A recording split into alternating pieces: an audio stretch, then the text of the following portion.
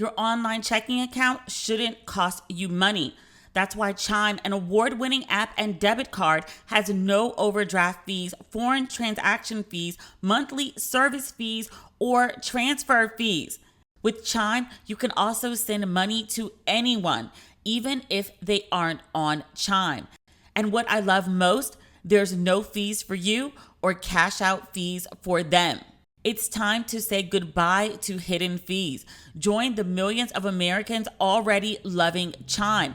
Sign up takes only 2 minutes and doesn't affect your credit score. Get started today at chime.com/ratchet. That's chime.com/ratchet. Banking services provided by and debit card issued by the Bancorp Bank or Stride Bank N.A. Members FDIC. Out-of-network ATM withdrawal fees apply, except at MoneyPass ATM in a 7-Eleven location and at any Allpoint or Visa Plus Alliance ATM. Other fees such as third-party and cash deposit fees may apply. You have probably thought about the next step in your career and your relationship, but what about planning for kids? Women are having children later in life, but biology hasn't changed, and we need tools to understand the future of our fertility. That's why Modern Fertility was created. It's the easy and affordable way to test your fertility hormones at home with a simple finger prick. Mail it in with a prepaid label and you'll get your personalized results within 10 days. The results go deep into what every hormone means. And what I love most about Modern Fertility, you can speak one-on-one with a fertility nurse to review your results and options for next steps.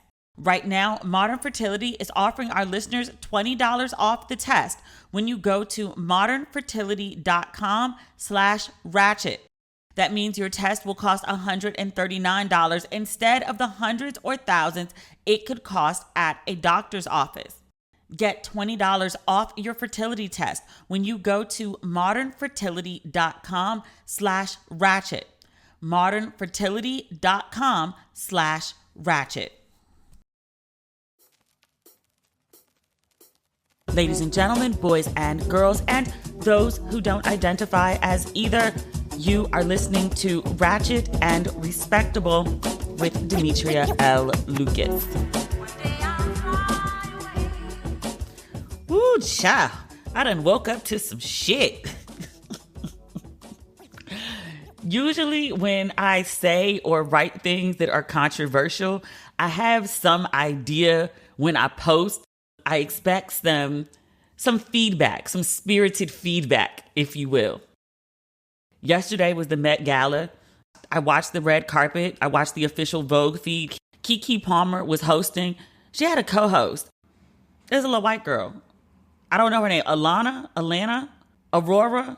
I don't remember. I hadn't seen her before. But I tuned in for Keke. And when I first tuned in, it was the early part of the show.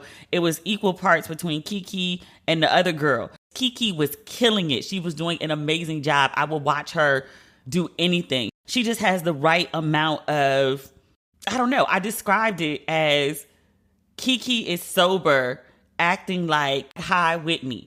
And it's a really funny way to behave. But it works for Keke. It works so amazingly well for her. And I was just like, I will watch you talk about anything, talk to anyone. She's very personable and she's very well informed. She has a really great chatter and she just has good personality. Like she's just a good time to watch on TV. So she was doing an excellent job. And at one point, like I forgot the other girl was there. They were cutting back and forth between them. And then it was just Keke for like an hour and we didn't see the other girl. And I was like, well, that's fine. I could do without her. Very nice girl. She seemed very sweet. But just between her and Keke, like Keke is the star of the show. But she was so good. But I watched this live feed. Beautiful gowns. And I don't mean that like shady Aretha way. I mean, just there were some beautiful gowns. I was really enjoying the fashion or fashion in quotes because some folks, I was like, what is this? But you know, it's an artistic expression. Okay. I wrote commentaries about 3 outfits that I felt stood out the most. One of them was Iman. Like the theme of the Met Gala this year was like Americana, lexicon of American fashion, something like that. And Kiki kept asking everyone what their influences were. And so it was all across the board. I remember like the Currys. People said they look bland. It's the costume ball, so things tend to be like over the top. They didn't really do too much. Aisha had on this gorgeous sequin gown. I thought she looked lovely. I think some other people, they did a lot of costume and they look crazy. And I think like the idea is to have the balance, but if you can't achieve one, I'd rather see you go lovely than look crazy. Steph had on this jacket with like some gold beading on it. And he was like, it was influenced by Michael Jackson. And so I was like, oh, okay, like I see where we're going here. Yara Shahidi, she had this beautiful dress, had a cape with it. And she said she was inspired by Josephine Baker, which, Black American. Although she's really well known for living in Paris. Like she was a staunchly like black girl. What did I say from St. Louis? But a lot of Black people said they were influenced by various Black American icons, which, okay, fine. So anything American could have been the influence. I tell you that because Iman showed up in this outfit that was jaw-dropping. This was this year's version of, okay, remember when what's Billy's last name? Billy Porter. Billy Porter came to the Met Gala one year and he had on that all gold outfit and he swooped up his arms and there were wings. Iman did her version of that. So like no wings, but it was very much giving us, I felt Wakanda. Like she had this big, gorgeous headpiece. Like I'm sure it's feathers, but it looks furry. It looks like, okay, in Wakanda, what's the really big dude? The gorilla. Winston Duke, right? The gorilla, right? They came down from the mountains. If he got married in Wakanda, this looks like the type of dress that his wife might wear coming down the aisle. Or that's a whole different culture. I don't know if they have an aisle. But this looks like what his wife might wear on her wedding day. It's fabulous. Iman is, I think, 66. She looks so good. There was a little bit of controversy about this picture, though, because at least the version I posted, there's tons of cameras going off all at the same time, and she's blown out. So some people were like, I looked at that picture and I thought Iman was Vanessa Williams. And I was like, oh no, those are two different people with two entirely different hues. And they were like, hence the problem. Why does Iman look so damn light? The picture I posted, I saw it, I gasped, I screenshotted it, and I put it up, right? I wanted everyone to like gag out with me about this image. But there are other photos of her where she is her proper shade of brown. Iman is not bleaching. She has not dusted herself in some light woman's makeup. She is still very much the brown Iman that we have all come to know and love since forever. But she don't look no parts of forever here. Like she looks like a good, like I would say, comfortably, a woman in her 40s, comfortably. That's that good black. Or that's some good Iman makeup. Because she looks amazing. It don't make no sense for her to look this good. She's still very much giving us supermodel realness. Somebody was like, look, she's spending that David Bowie inheritance money. And I was like, girl. I was like, Iman came with her own money. And it looks like combined income. I just wanted to recognize that Iman came with her own. That's all I'm saying. I didn't think that would be controversial. The problem is, it's not a problem. It's a situation.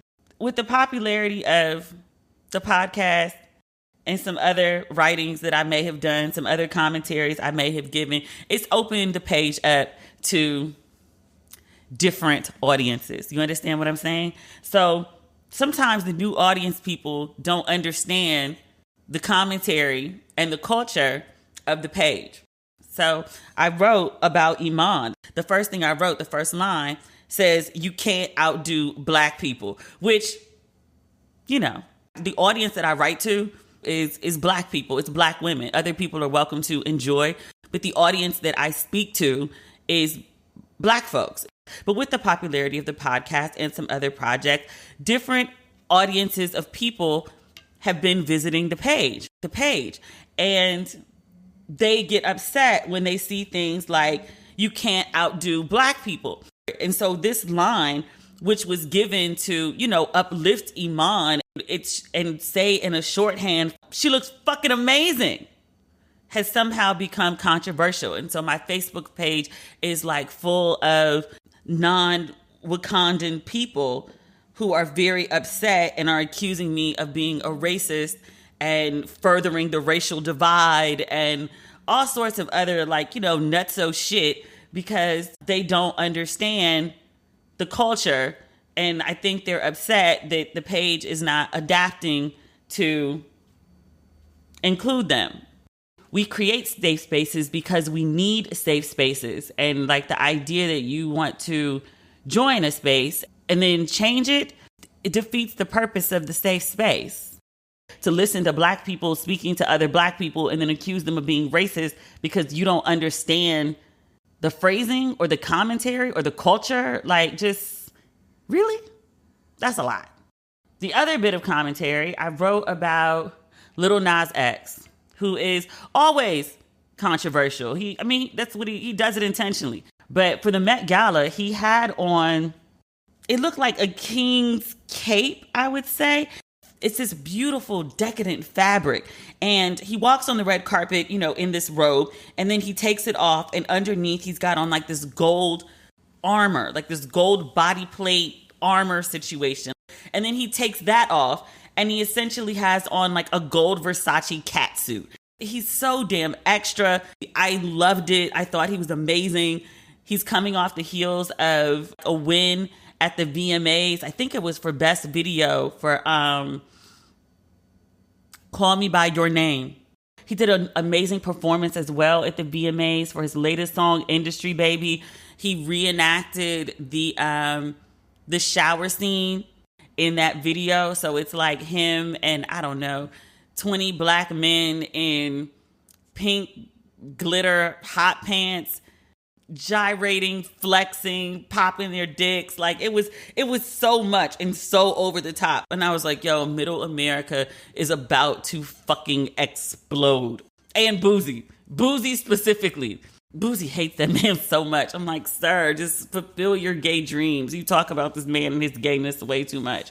I loved it. I think he's a professional troll. I said that a million times. I think he deserves to be bubble wrapped for his own good and safety and protection. Last night, he decided to layer himself up in a whole bunch of velvet. I was like, as long as he's safe, he looks warm. Actually hot. It was 80 something degrees in New York yesterday. And this man is walking around with 2 layers of outfits plus the equivalent of grandma's comforter on his shoulders. I didn't post the picture when he was in his Versace catsuit. I thought it would be fine. Not too controversial. But again, woke up this morning to all these you Black women condoning this homosexuality, this perversion. I was like, yo, I don't understand how y'all find this content. I don't even think I tagged the Met. I definitely didn't tag hashtag Lil Nas X. How do y'all even find this content to come and just be homophobic about? It's people have never just heard of just scrolling past. I see some content I don't like, I don't enjoy, just keep scrolling. It's just, it could be that easy, but it's just you Black women and your support of this perversion. No real men, the downfall of the Black community. So a man in grandma's fur or a catsuit is the downfall of the Black community. It's not violence in the community, not gang violence, not domestic violence, not murders, not rape, not economics, not sexism, definitely not homophobia, but LGBT people and the women who refuse to discriminate against them. That's the downfall of the Black community. Fuck it. Okay, sure. And then the other thing, because it's 3 at once, and I was like, Jesus Christ, I ain't been slammed like this in a long time. This is not new, but it's just, it's been a minute. And again, I didn't expect it. That's why I was like, what the fuck? Kim Kardashian, for the last month or so, I think from the second time Kanye did his Donda listening party, he started walking around with a mask on his face, looks like a stocking cap. Kim started doing it too back in August. Also because I'm getting blown up about it right now. I had to go look and be where did this come from? She also did it last year as a Halloween costume. She wore all pink with her face covered and her ponytail out. So last night at the Met Gala, she shows up in this getup. She has her whole face covered. She's wearing all black, which is fine. She looks like she has a bag on her head. She's been, again, dressing like this for like the last like month and change. This wasn't a statement she made for the Met Gala. She's been dressing like this all along, and she continued to dress like this when she showed up at the Met Gala. Now, to be clear, Kim's a grown-ass woman. I say this all the time about people doing what they want. Kim is grown. She can do whatever she wants. I respect her right to do whatever she wants. I also saw her and was like, yo, is she okay? Genuinely, like, I was like, yo, is she okay? And I was like, I know a lot of people don't fuck with her, but like, at the same time, I don't want anything bad to happen to her. And just like, you know, like a wellness check maybe. Like, legit, is Kim okay? And I asked because she's walking around with a bag on her head. And people are like, oh, it's fashion, it's a statement. And people are like injecting all these things that it may or may not mean, which, you know, I get it. It's the Met Gala, it's art. Art is all received differently and subjectively. I'm not saying it's not art. I'm not saying it's not a statement. I have no idea what statement she's making. And still, art or no art, she has a bag over her head. And people are like, you're asking if she's okay. Like, you know, that's insensitive just because, you know, she wore something you don't like. It's not a matter of me not liking it. It's a matter of she has a bag on her head. We're going to pretend this is normal? Really? Okay. Walk around with the bag on your head. Do it. You should. If that's what you feel that you want to do, you should do it. I'm going to ask you, or if I see a picture of you, I'm going to text you and be like, hey, sis, you okay? I'm going to check on you. Because that's what decent people do when they see someone walking around with a bag on their head. I was like, yo, check on Kim, check on the kids, make sure everything's okay. Because, like, this looks like a woman that's unwell. And people are like, look at you projecting. You don't know what's going on with her. Why would you say that about her? I'm like, is this woman still not in the middle of her third divorce? And with kids, 4? After you've been dealing with a bipolar husband for the last 4 years who once got on the internet and told everybody you wanted to abort your first kid? That type of shit? And then you want to be like, how could you assume she's unwell? How could you assume she's well? She's dealing with that, man. And she has a bag on her head, people. Come on, y'all. I get people want to be PC. I totally do. She has a bag on her head. I'm not saying she's unwell. I'm not saying there's anything wrong with her. I hope there's absolutely nothing wrong with her. I'm just saying, I hope she's okay. I think someone should do a quick ask and be like, hey, girl, you good? Just checking in. I do this every week, do I not? Last week, I was like, check on your life of the party friend. I and lots of other people often say, check on your strong friend. The friend that everybody turns to when they need help often doesn't have someone to turn to. Part of the reason that she's considered the strong friend is because she doesn't tell you about her weaknesses. It doesn't mean she doesn't have them. It just means she doesn't talk to you about them. Check on your strong friend. It's okay to check on folks. It doesn't mean there's something wrong with them. It doesn't mean there's something wrong with you. People are like, you need to worry about your own life and your own inner circle. I do. And I also have the capacity to still have more concern, especially when I see someone who looks like they're in distress. And why would I say she looks like she's in distress? Because she has a bag on her head. Otherwise, the Met Gala was like absolutely amazing. I mean, not that we actually saw the gala, but just the red carpet. I didn't necessarily appreciate all the fashion, but I did appreciate the number of Black folks who appeared, whether I liked their clothes or not. I mean, like, everybody was there. Like, Regina King was there. Gabrielle Union was there. Meg Thee Stallion was there. Mary J. Blige. Mary J. Blige looked amazing. Mary loves a gold moment, a good gold dress moment. She does a lot of gold. She looks amazing in gold. So she stuck to what worked. I feel like Mary went as herself and was like, I am Americana. Good day. Michaela Cole, her bone structure is so beautiful. Her skin is so beautiful and so clear. She's like the perfect human. I think she's so beautiful. She's on this like blue jumpsuit. I don't know if it was supposed to be like American blue or if it was just blue because, like, you know, Black people look good in jewel colors. Oh, she looks so beautiful. Who else was there? I saw somebody say, they were like, everybody Black is here. It's looking like the Soul Train Awards, which I was like, yes, I love it. One of my friends was like, there's no exclusivity. They just let anybody in. And I was like, I mean, I hear you. I do. But I'm like my mom in that way, or my grandfather. Like, I remember as a kid, my grandfather would be like, hey, it's colored folks on TV. And that was like the sign for me to come and watch TV, because who wouldn't want to watch colored folks on TV? And keep in mind, like, my grandfather was born in like the late 1920s. So like, he remembers life without TV, and he remembers TV before there were black people on it. Like, it was a big deal to see a black person on TV. And it remained a big deal to him his whole life, because he'd be like, hey, it's colored folk on the TV. My mom does the same thing. My mother will watch anything with black people. Like, she will flip the channels until she sees black people, and then she'll just watch black people, whatever it is. I'm like, Mommy, this is terrible. And she was like, yeah, I just wanted to watch some black people though. That's how I felt like watching the red carpet for the Met Gala. Like, I was like, it was a lot of black people. It didn't seem very exclusive. It seemed like, everybody who is ready, willing, and available, like, come as you are. And I just wanted to see black people. I had this really weird moment last night watching the Met Gala. I felt really old in a way that I didn't feel watching the VMAs, even though, like, I watched it and, like, this is like Sunday night. I was like, who are these people? Yeah. But I didn't feel old then, probably because I didn't care.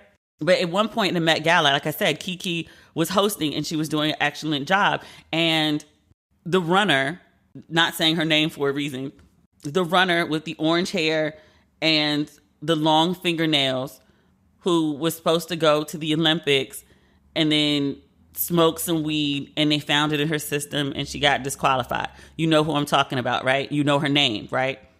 So Kiki sees her on the red carpet and she's like, Shakari, Shakari, Shakari. And the runner woman, who was not named Shakari, by the way, stops her and she says, she has that little voice. She says, Miss Kiki, it's Shakiri. Which I was like, is it? I mean, she would know better than I. Kiki was like, oh, I'm sorry, or whatever. And she immediately corrected herself and she referred to Shakiri with the proper pronunciation of her name. No harm, no foul. What hit me, though, was the Miss Kiki. I watched Kiki Palmer and I'm proud of her like big sis. I recognize her grown womanness, but in my head, she's Aquila in the B. She's still that little girl to me. I see Regina King as Brenda from 227, and she's older than me, but she's always going to be Brenda because I met her as Brenda, and that's when I like fell in love with her. And I was like, Brenda, Lester, Mary, Sandra. It brings me joy. But to hear someone refer to Kiki, who I think of as a little girl, as Miss Kiki, with the respect of the Miss, because Shakiri was recognizing Kiki's grownness in comparison to her. She was showing her respect with Miss. And I was like, oh shit. Like, people that I think of as like babies are being called Miss because they grown. I was like, oh my God, where did the time go? Shakira looked really cute too. I've never seen her with black hair before. She's always got some colorful something going on. But of all places that we've seen her, the Met Gala is where she brought it down to a 10. She looked great. I want all good things for her. I know she's had some missteps, a few. She hasn't been leading her races, but I like to point out to folks when they criticize her, her mama just died. Like what, in June? We met her, quote and unquote, met her right after her mom had passed. That was in June. It's September. She's still working through some shit. Like, it's fresh. I mean, I don't think you ever get over your mom dying, but she ain't had a chance to get through it yet either. I know she be annoying sometimes. She annoyed me with something that she did, but I was just like, that's a baby, one. And two, her mama just died, y'all. A little compassion is necessary. Since you're listening to this show, I think it's safe to say you love listening to podcasts, right? Well, you'll find a ton of binge-worthy podcasts, including ours on Amazon Music.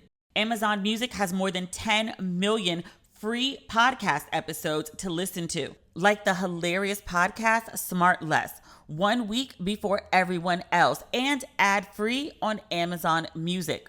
They also have the breathtaking true crime podcast, Dr. Death Miracle Man. It's available 2 weeks early on Amazon Music.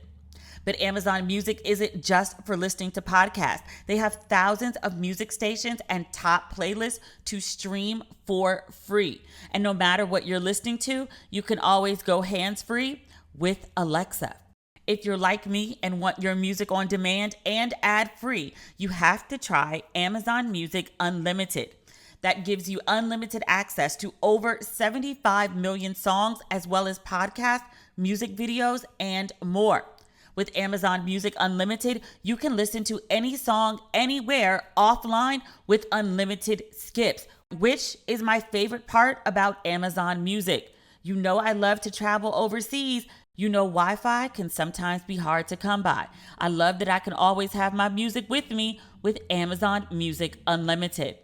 If you've never tried Amazon Music Unlimited, now's a great time. For a limited time, new customers can try Amazon Music Unlimited free for 3 months. No credit card required.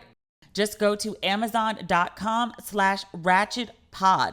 That's amazon.com/ratchetpod to try Amazon Music Unlimited free for 3 months. Amazon.com/ratchetpod. Renews automatically, cancel anytime.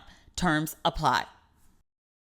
Making content is an essential part of what I do to keep this show going, but it hasn't always been a seamless creative process.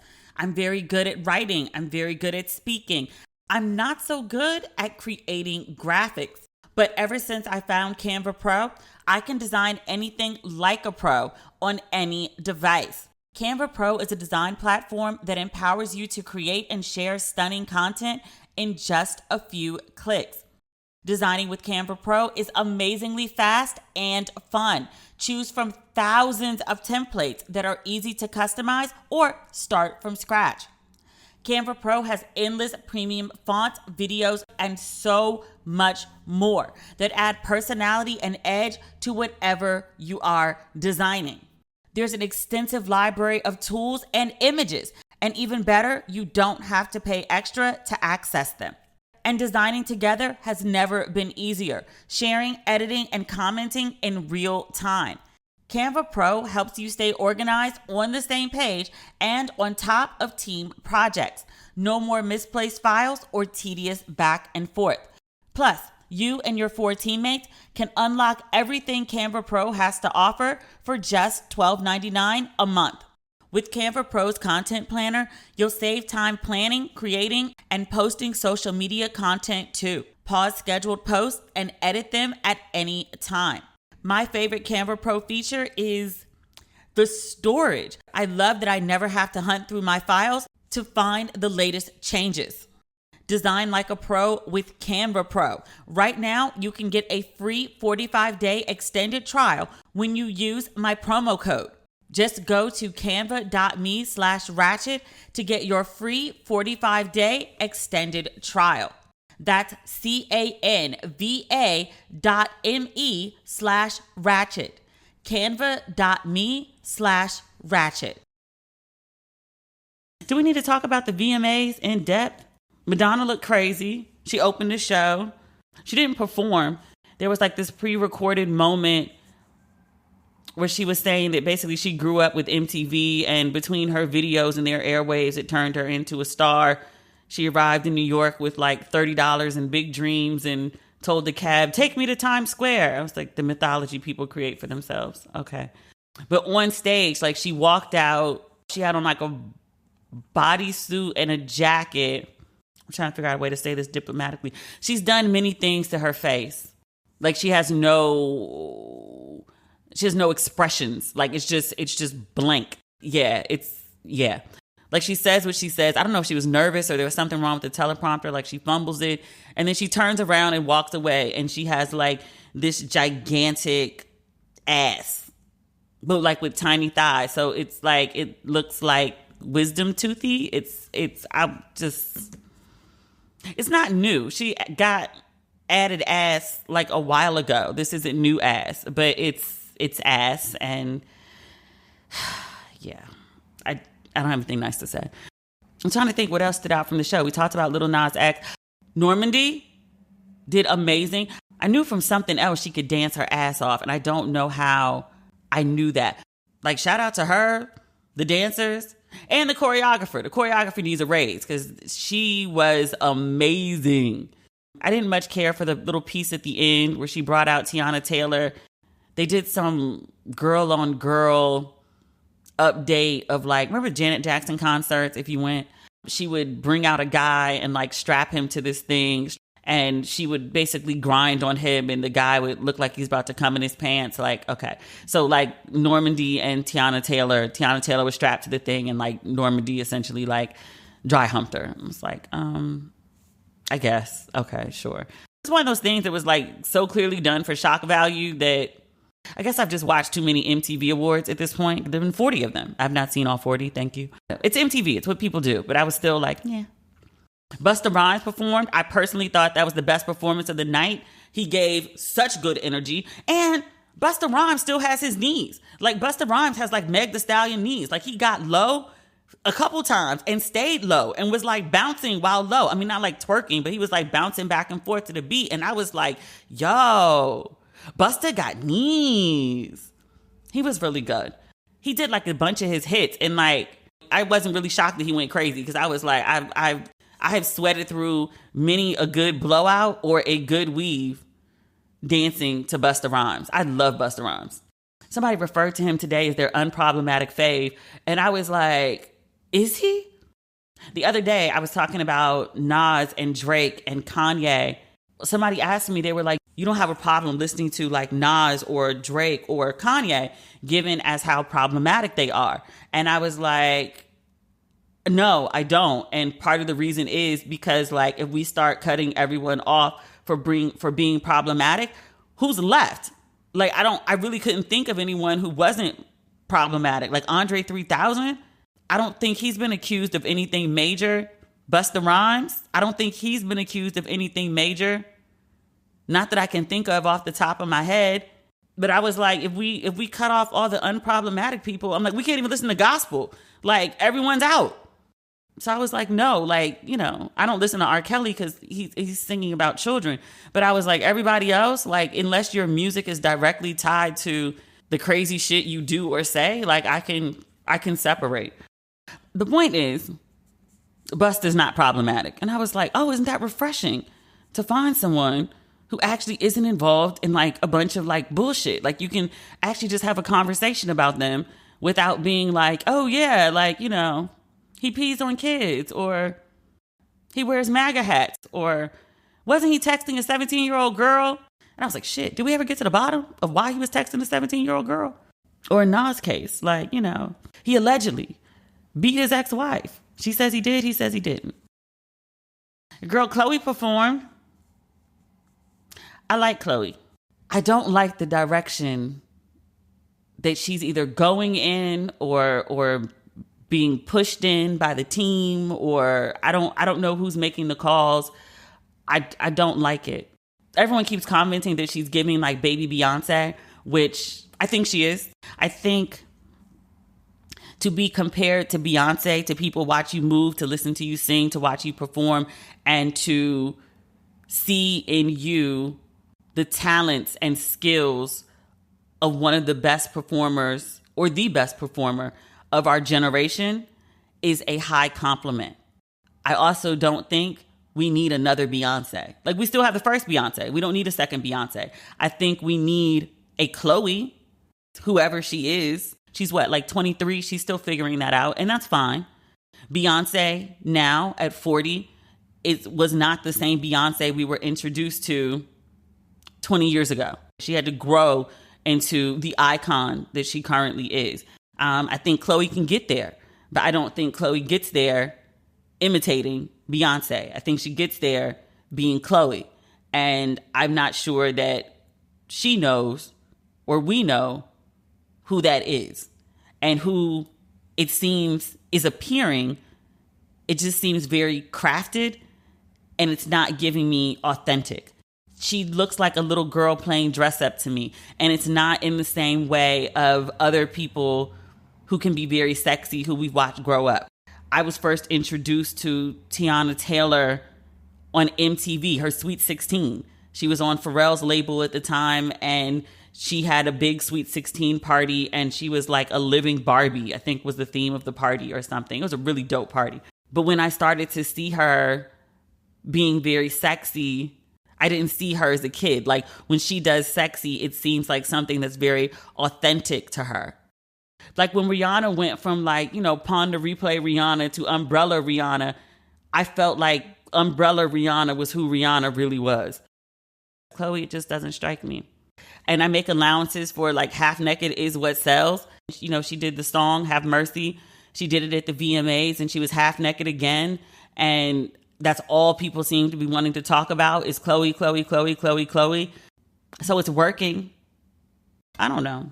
I want her to win. I think she and her sister are amazingly talented and beautiful girls. And I want them to go far in this industry. And I want them to survive in this industry. But Chloe's direction for me is not working right now. Like, we'll see. She does have the ability to change or grow or whatever she wants to do.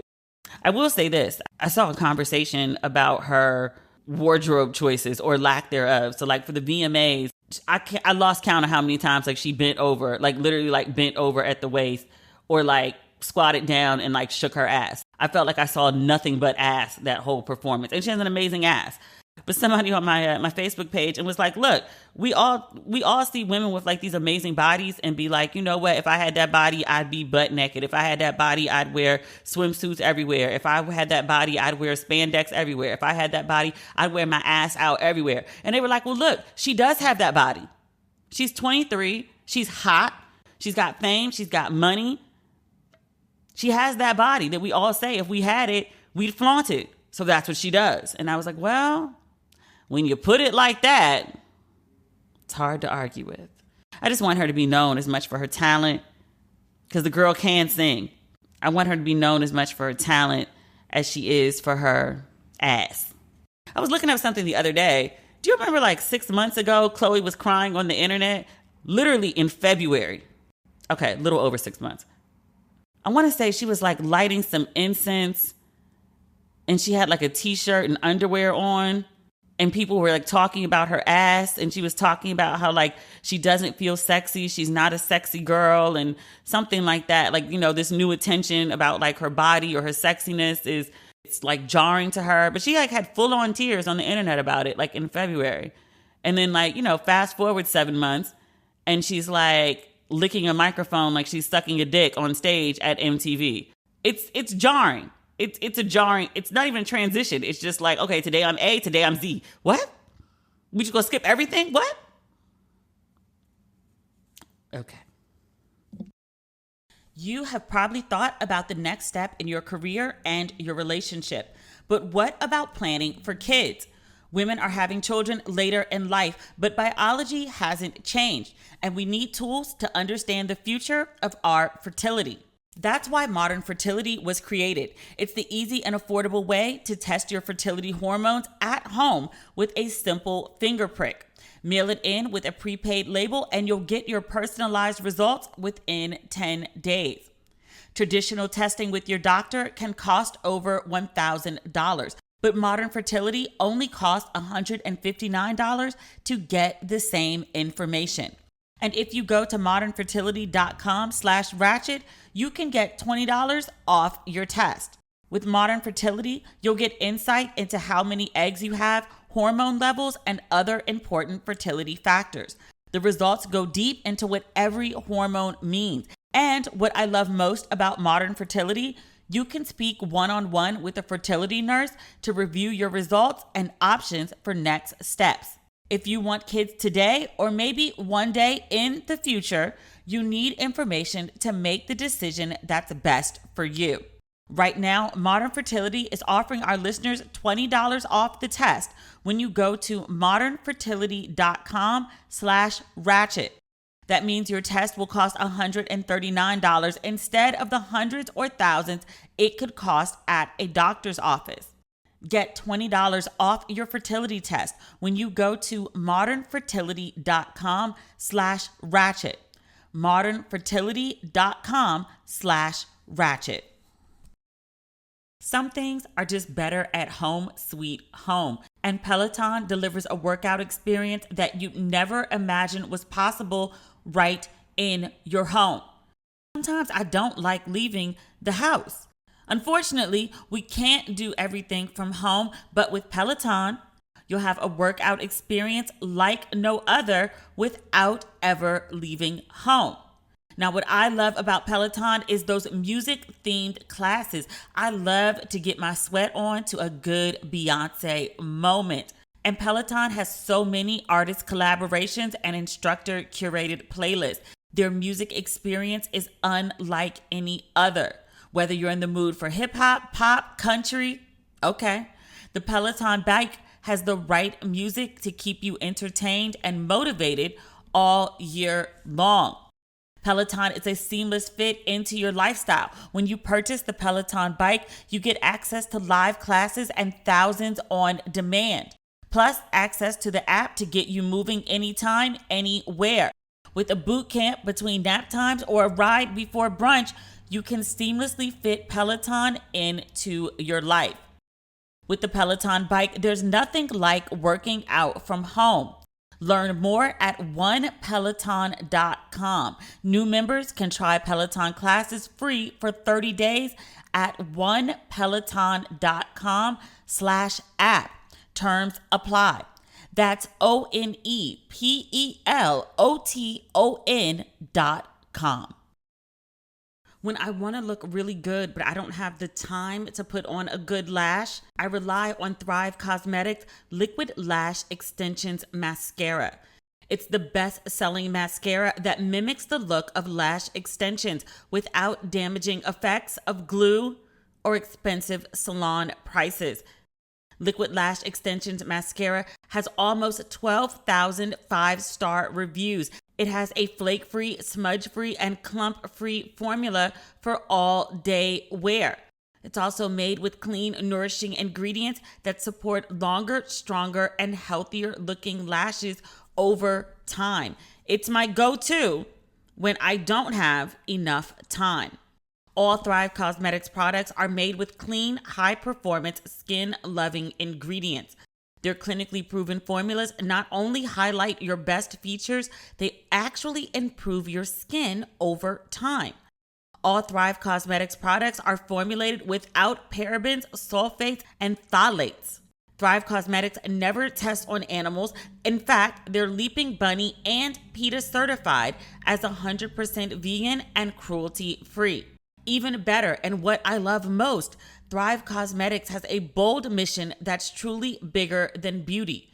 For every product purchased, Thrive Cosmetics donates to help women thrive. That means helping women emerging from homelessness, surviving domestic abuse, fighting cancer, and more.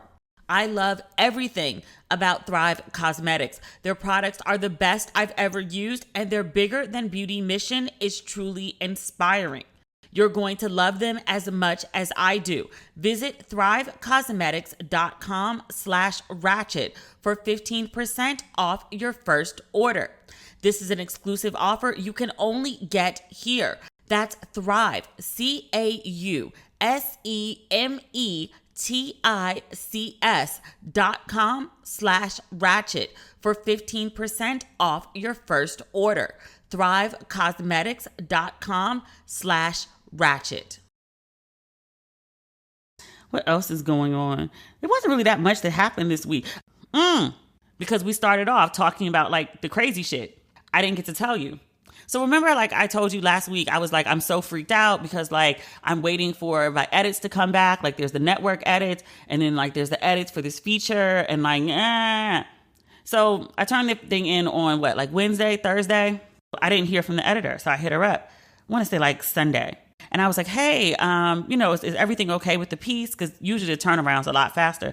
I'm open to like any edits or changes or whatever. But, like, let me know anything you need, whatever. So just kind of like a nudge, like, hey, I'm having like a writer flip out. And so she was like, hey, Demetria, me and my husband went to Mexico and then there was like a hurricane and we were at the resort and like basically it was abandoned and we haven't had Wi-Fi. And yeah, so I haven't even looked at it. And I was like, okay.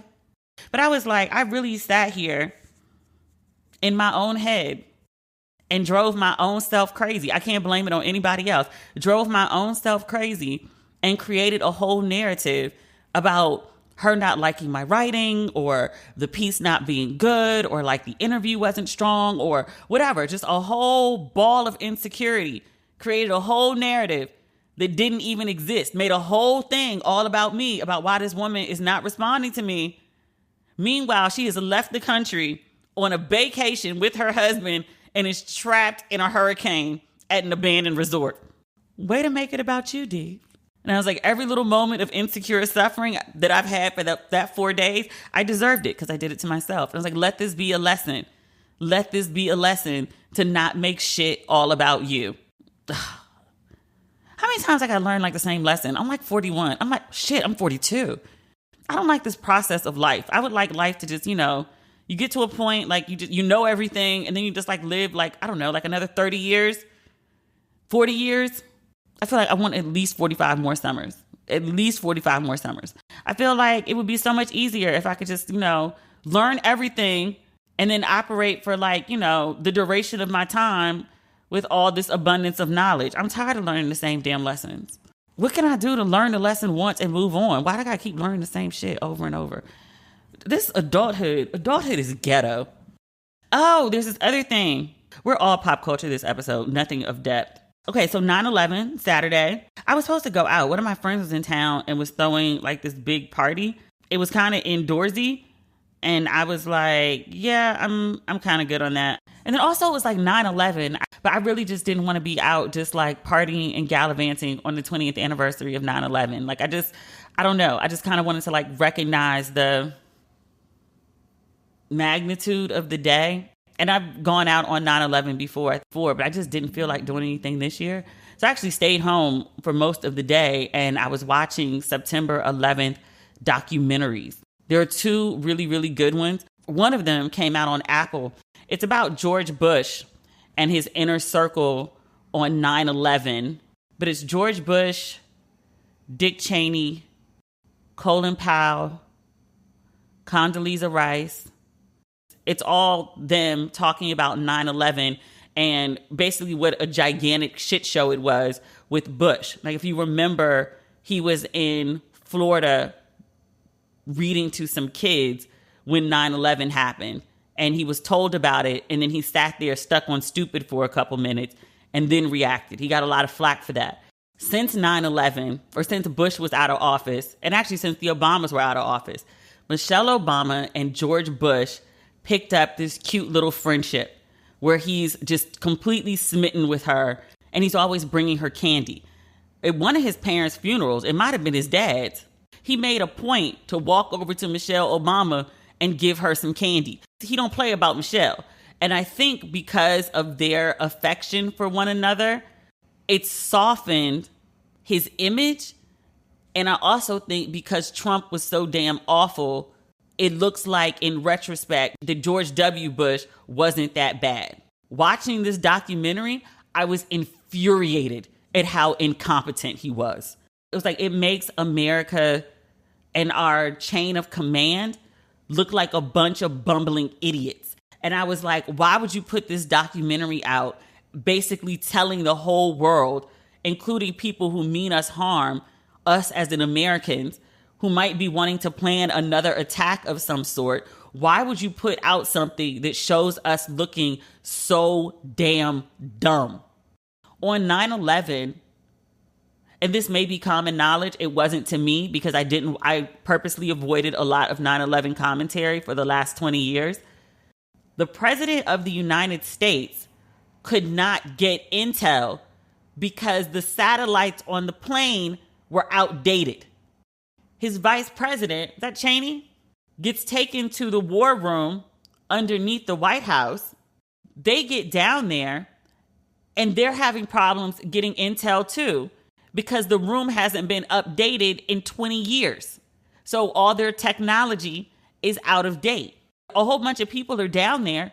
People start falling asleep, start yawning. Everyone's passing out. They're like, what the fuck is going on? Have we been drugged? No, it's too many people in the room and the oxygen got low. I was like, what? What? They were watching CNN. There was no special intel, no red phone alert where they're getting special intel that is not available to the rest of the world. They're watching CNN like everybody else to find out what's going on in New York and DC. How? We thought Trump was a bumbling idiot. George Bush was just as stupid. He just had people around him that propped him up better. It's so bad. It's so embarrassing to watch. I was like, we look like idiots. Watch it to be appalled and be like, oh my God. He also didn't go to New York until he flew back to DC. He was in Florida. He flew to 2 other places before he actually made it back to the White House, which it was supposed to be for security reasons. And I was like, I get it. I do. I get it. He's the president. At one point, they were afraid the Air Force One would be shot down. I get it. And I also understand it's a day that was like unprecedented. Like no one thought that was going to happen. No one knew what to do. But I was just like, yo, like the people in charge are just as like, bumbling and what the fuck is the rest of us? Like that's not comforting. Remember when Michelle Obama was promoting her book? She was doing that series of like rock star talks at all those arenas. She said something, I think she said it in the book, but she definitely said it on stage. Actually might have it on video from when I went. But she was talking about how like she had been in these rooms with the most important people in the world, the most highly intelligent global leaders, all the people that you think of as like very smart and very respected and they must know what they're doing. And she was like, I've been in those rooms and I'm telling you, they're no smarter than the average person. It's a scam. They're scamming you. And that's exactly what I thought watching this documentary. We've elected these people and these people have appointed people to be in positions of power because they're supposed to be smarter than the rest of us. But when shit hits the fan, are they really? And then when I saw he didn't make it to New York until September 14th, I was like, it's right there. Why did it take you so long to get there? You didn't have to dig through the rubble to find people. The firefighters were doing that. All these other people who didn't have to be there were like getting up and going down there to volunteer. All you had to do was show up with all your security in tow, stand there and greet the American people just to say like, your leader is here. I've come to see you and we will get through this. Something like the next day. This is leadership 101. Like if you can't show up in a crisis, what the fuck are you leading for? It's a really good documentary, but it was exhausting, absolutely exhausting to watch. What is it called? It's on Apple TV. 9/11 Inside the President's War Room. And then I also watched this documentary on Netflix. It's called Turning Point, 9/11 and the War on Terror. So it's about 9/11, and then it has 3 more episodes, and that delves into the impact of 9/11. So us going to war. It started in Afghanistan, and then somehow we ended up attacking Saddam Hussein, who had nothing to do with 9/11. Like it goes into like all of that. And then it gets into, I think it's the final episode where it talks about defeating the Taliban. Good. And then it talks about Americans trying to train the Afghan army to fight. And they have soldiers who were over there, and they're basically explaining how from the very beginning, they knew this was like a no-go, non-starter effort. Like they were just over there like, okay, you won't bring us out, so we're just here trying to survive. But this whole idea that y'all gonna train this army, like it was never going to happen from jump. So one of the soldiers is like, he was like, yeah, like we were like trying to train the army. And he was like, but like they were like all like high on heroin. What? He was like, yeah. And then like they had these young guys, like the Chime boys. And I was like, the Chime boys? And he was like, yeah, like they were like these young kids. They were like 11, 12, 13, and they'd be like serving tea all day. And he was like, but everyone knew like, what the plan was at night. I'm sorry, excuse me? He was like, they were very pretty young men. And he was like, but clearly they were having sex with the boys. What? Then they talk about like all the waste of money. One of the best instances was they bought this plane, some like really expensive state of the art, like wonderful plane. It cost like, I don't know, like 30, 40 million. And none of the Afghan soldiers knew how to fly it. So they have video of this very expensive plane that they spent $30 million on. And the guy is trying to pilot it and it's just scraping against the runway. But he was like, yeah, like we blew through like all the money. And he was like, there were all these contractors that we gave this money to, and it was supposed to be like this trickle down thing. He was like, no, none of that happened. We just gave the money to the contractors and like nothing ever came of it. it makes me think very differently about the U.S. exit from Afghanistan, which was, messy and terrible and probably should have been, and I think by all accounts, should have been better coordinated. And yet, we had to get the fuck out of Afghanistan. We couldn't stay there forever. Like, it was a money pit. It was a money pit. I was like, this is crazy. So now I'm trying to find, apparently there's some documentary specifically about these Chime boys and the Afghan army and like basically the rape of these kids. Somebody mentioned that there was a documentary about this to me and they couldn't remember the name of it. So if you know the name of this documentary or even the book, I think there's a book and the documentary. But if you know the name of either one, please let me know because I would like to know more about this. Like that's some wild shit. If you would like to be largely outraged and like walk around like appalled and be like, oh my God, I can't believe like America is, I said America is like a fake Gucci belt from Canal Street. And this woman corrected me and she was like, no, it's Michael Kors. She was like, we're not even a knockoff of high-end luxury. I was like, oh dear, this is America. So that is our episode for this week. One more thing before I go. I'm working on the Ratchet and Respectable merch. I told y'all last year when I dropped the Ratchet and Respectable merch, people were like, when are you re-upping? And I was like, in October. And people were like, no, like, when are you re-upping? And I was like, in October. So there's going to be a merch drop in October. In the meantime, over the summer, I took the sweatshirts off of the site for obvious reasons. But as the temperatures are cooling, I put the sweatshirts for Ratchet and Respectable and Don't Waste Your Pretty back on the site. So the Ratchet and Respectable ones, they're black. And I think there's only extra smalls and smalls for the sweatshirts and hoodies, at least the Ratchet and Respectable ones. So a unisex small is a woman's medium and a unisex extra small is a woman's small. And then the Don't Waste Your Pretty ones, there's a range of sizes, but I think they're mostly like 2X to 4X. I only really have the plus sizes for those. But the new merch will be smalls to 2Xs. So I will let you know as soon as we have a date on which those will drop. I'm quite excited about it. I've been working on the designs. One of them is the logo for the podcast. I think most of the Ratchet and Respectable merch will be actually podcast green is what I've been referring to it. It also happens to be like the it color for this upcoming season. I kept seeing all Fashion Week, there were people in this like very particular shade of like my podcast green. And I was like, oh, okay. So this is a good time to drop the green merch. This makes me happy. If you're interested in merch, you can get it on the website, demetriallucas.com. So there's the sweatshirts and the hoodies and also the Don't Waste Your Pretty mugs. I know sometimes people take off for their hot coffee in the summer. I do. I switch over to iced. But if you're back on hot coffee, there are mugs to remind you, don't waste your pretty at the start of your day or the middle of your day. How many times do you drink coffee a day? I only do 2 in the morning. If I do it after 12, I'll be up all night.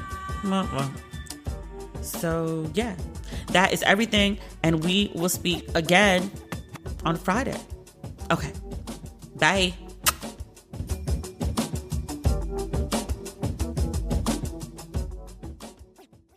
Your online checking account shouldn't cost you money.